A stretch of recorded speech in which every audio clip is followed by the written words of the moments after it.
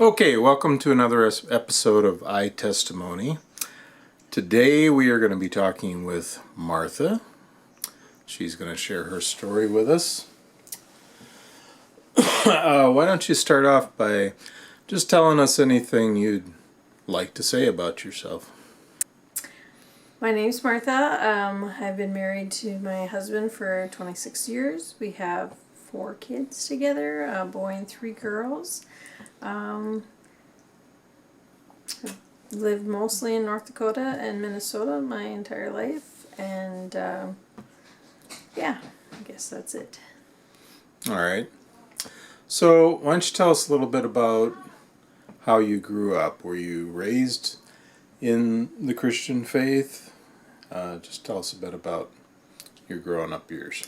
Yeah, so my mom was actually raised Lutheran and my dad was raised Baptist, and when they got married, she said she would go wherever, and he chose to go to the Lutheran. So I grew up in the Lutheran Church, Missouri Synod actually, and my mom was very devout. So we went to church every week, went to Sunday school, was in active Christian teens, just taught Sunday school, went to camp, just all the things that you do when you are active in church. Got confirmed when I was 15. So yeah. Okay. So did you have a period in your life where you kind of rebelled or fell away from how you were raised? Yeah, definitely. So when I was 16, I met a guy, and we got pretty serious, and got engaged when I was 18 and got married when I was 19. And during that time, of course, I was still living with my parents, but I was certainly not probably doing the things I should have been doing. You know, I had never been a real party girl or anything like that, but I certainly let my boyfriend and his friends influence me, and I did things with them that I had never done before, and I probably wouldn't have done had him and his friends not been doing it as well. And so the next few years, after we got married especially, I fell away from the church. I stopped going. You know, it wasn't as important to me, because I should say that I don't want to blame him or his friends. I let them do that to me. I let them, take me away from the way I was raised.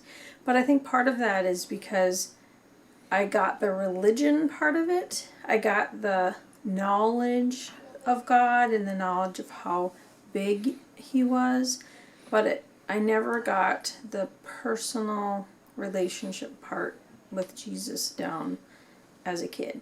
And I'm not saying that's a failing on my parents' part at all, or the church's part. It was just not something that ever stuck with me.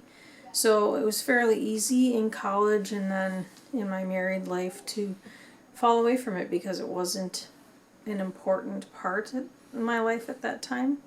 God was still important. I still prayed, but I just didn't see where church or any kind of relationship with other believers or anything was that important.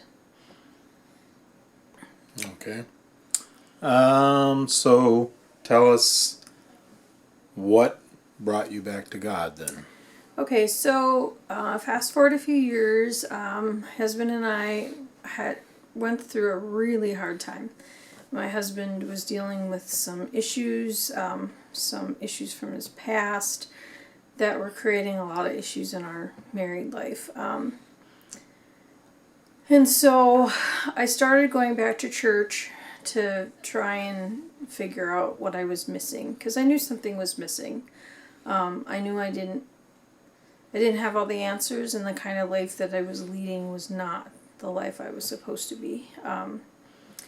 So after when I found out I was pregnant, my husband at the time had a nervous breakdown, and it was kind of after that that I really started searching for answers.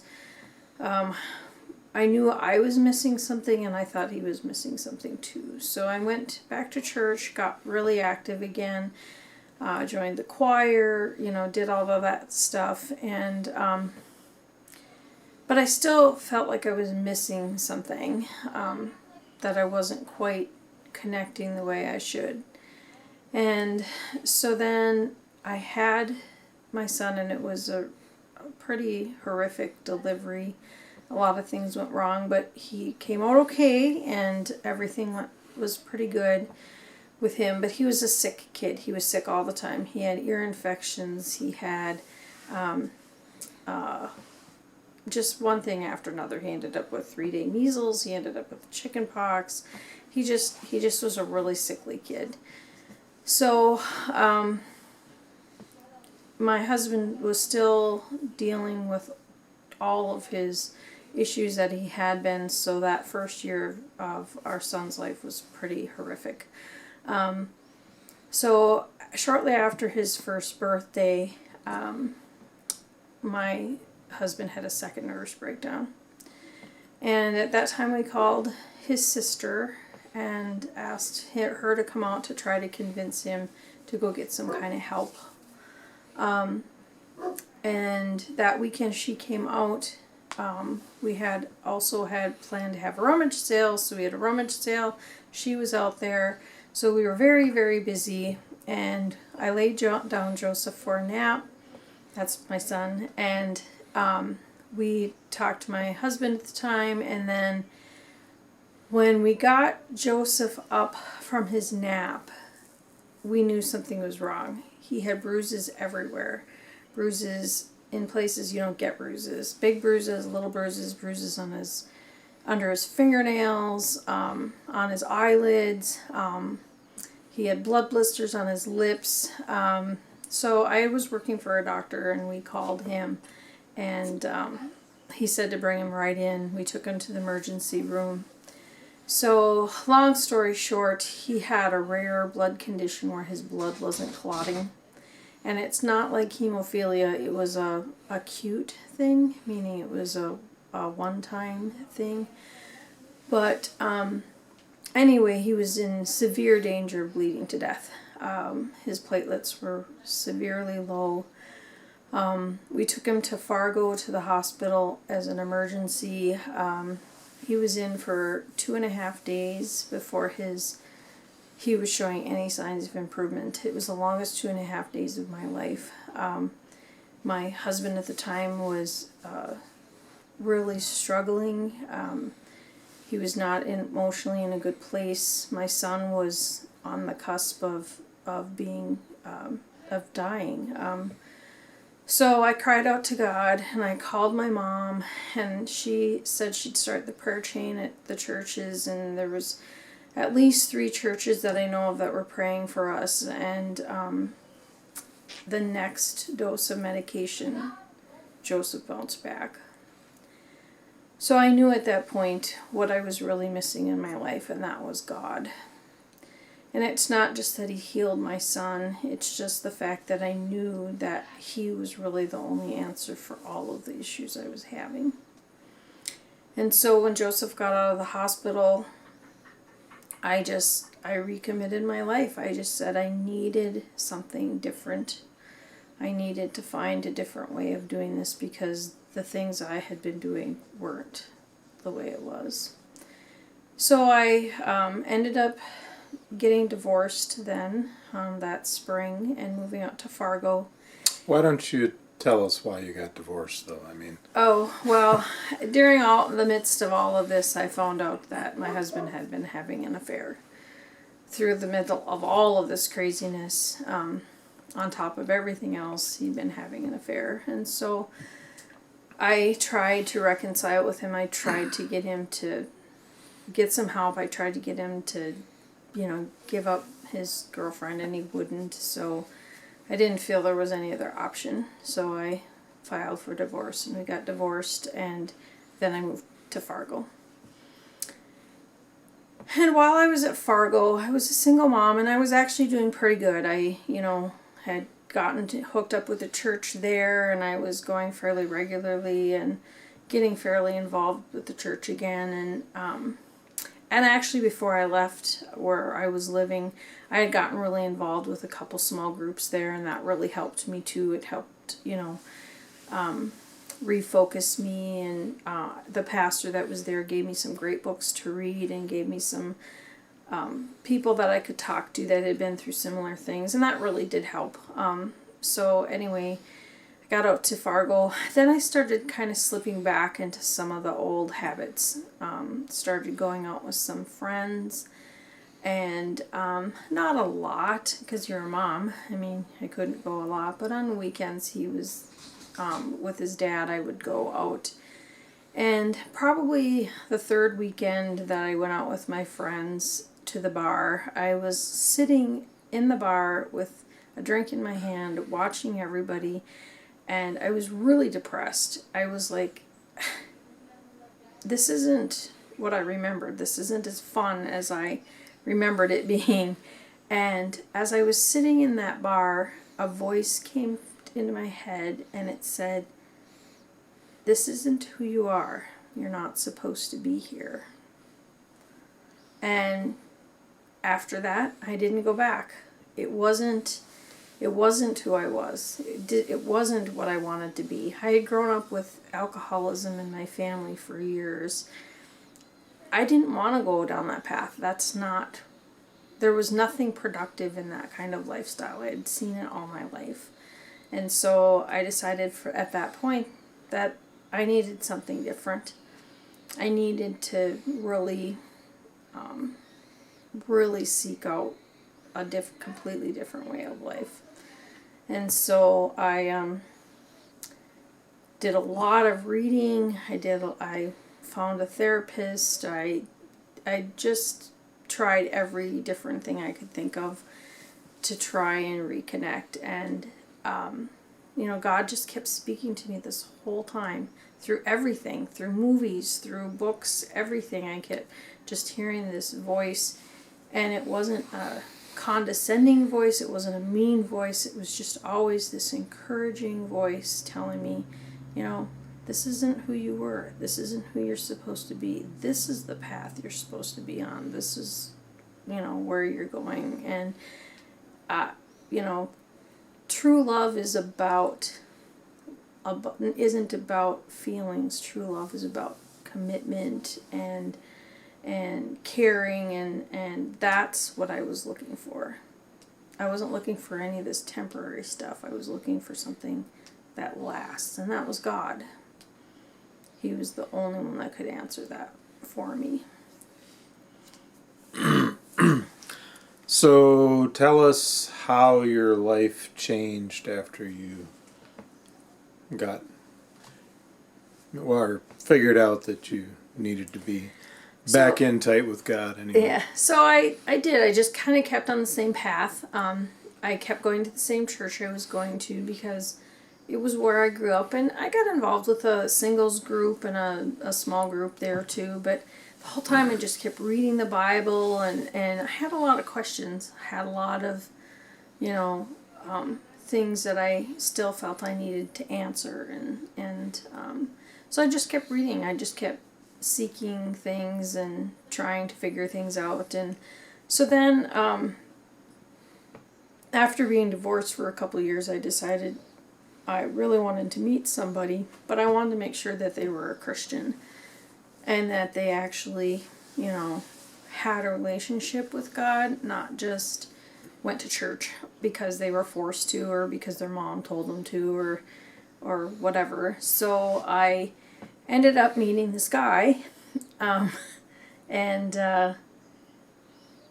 he actually had a relationship with God because he chose to, because he had made a commitment, a commitment to Christ, as a young person. And I was the first probably guy that I knew of that wasn't married that actually chose to do that on his own. Chose to go to church because he had a relationship with God. And so I ended up dating him, and I eventually ended up marrying him. Imagine that. But I had all this time, the last 3 years of my life, it had just been one lesson from God after another, just one story from God after another, through whatever means I would, could possibly have. God was just speaking to me that whole time. And then I met this guy, and he introduced me to a whole different part of Christianity that I had never been aware of before. Showed me scriptures that I'd not read before, or showed me a different way of thinking about those scriptures, or what other scriptures might help me understand those more. And so it was just another step in this whole journey of just seeking God more, just learning more about him and learning about this personal relationship I was looking for. So where did your life go from there? So it's just been a constant getting closer to Christ through all of this. I can't say as though there's a specific day I recall that I really made that choice, but it was probably in that intervening 3 years, somewhere along there, I really decided that a life following Jesus Christ was the only thing that made sense. It was the only thing that mattered. It was the only thing that made sense of this craziness of this world that we go through. And so every step since then has just been that. Just been building on that knowledge of Christ, building on that relationship. Everything we've done, every struggle you've been through, every good thing we've been through, just constantly builds on that relationship. Constantly reminds you of who you need to trust, who you need to look for, who you need to rely on. You can have all kinds of wonderful people in your life, but when it comes down to it, what really matters is God. What really matters is, do you trust him? Do you care about him? Do you have faith in him? And I'll admit, I have major trust issues, major issues trusting people, but God has always been faithful to me. Even when I'm sure I've let him down, even when I'm sure I've done things or made decisions that he wasn't happy with, or didn't follow what he had planned. He's never turned his back on me. Never, once have I felt abandoned by God in any way, shape, or form. He's just been faithful to me through everything. All right. So just for the record, you're my wife, and we had my testimony on last week, so we're following up with yours. So why don't you talk a little bit though about some of the things, because you've talked a lot about just the value of coming to faith and having faith and how that's affected your life, but what have you been able to do? How have you been able to share that with others? Talk a little bit about that. Oh, well, for one thing, I guess, raising my kids, I guess I was really, I really feel like when I had children, then I could convey to them what I really felt, because I didn't have any qualms about raising my kids to know Jesus. I think before, if I would have tried to raise kids before I found God, it would have been difficult, because I could have taught them a religion, but I'm not sure I could have talked to them about God. But since we've been married, we've served in ministry after ministry in several churches, and I've given children's sermons. I've volunteered at I don't know, countless organizations. We had a ministry that supported, people disenfranchised from the system, maybe, overlooked by society. We've done a lot of charitable giving, a lot of, donations to charitable organizations, including time and, I don't know how much more you want me to. No, I just wanted to talk about some of that stuff, like specifically the ministry we did, and. And in all of those ministries, in every single one, I can honestly say that I feel like I got more from the ministry than I gave. You give and you think, oh, you're giving of your time and your resources, but God gives you so much more back. So much appreciation from the people you help, so much appreciation from, just the goodness that you get. You see how good God is by how he takes care of the less fortunate, by how he's when we started out we had very little, and he's blessed us 100-fold, 1,000-fold, 10,000-fold. I don't even know what the exponent is, but he has blessed us beyond belief, and it just gives us that much more ability to just keep giving, to give more of our time and our resources, because we just have so much that God has given us through that. All right. So if you had the opportunity to give some advice to somebody who'd been through a lot of the same kind of stuff you have, what would you say? Well, I think one of the main things is that I was looking for answers. I was looking for answers in people, in parents, in spouses, in significant others, in friends. I kept looking for this love, this love that I felt that for some reason I had missed out on, that I'd never gotten.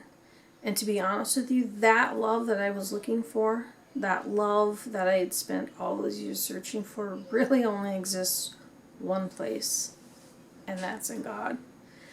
You can't find it in a spouse. You can't find it in a child. You can't find it in a parent. It just doesn't exist. Not an earthly parent, anyway.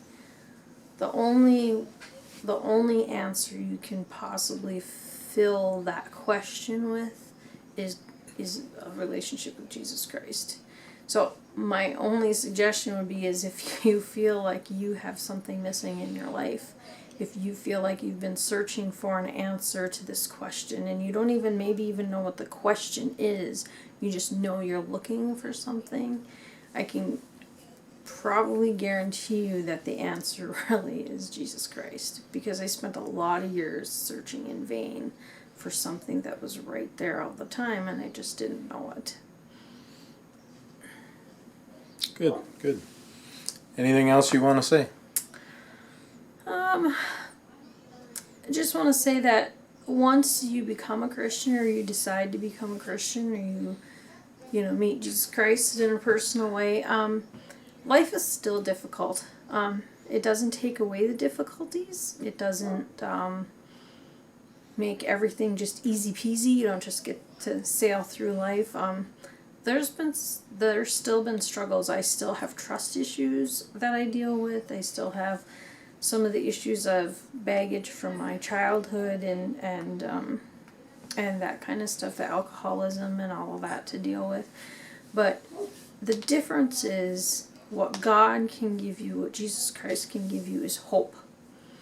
Right now we're dealing with this coronavirus issue, and the issue I think the thing that Christians have over other people is that we have hope. We believe that God can conquer anything. God can walk us through anything. God is with us through everything. So what God can give you that nothing else, no one else can, is hope. Because our hope rests in the fact that this is all temporary. eventually this will all go away. But one thing we have for certain and for sure in eternity is love from God. Period. That's good. All right. Thank you.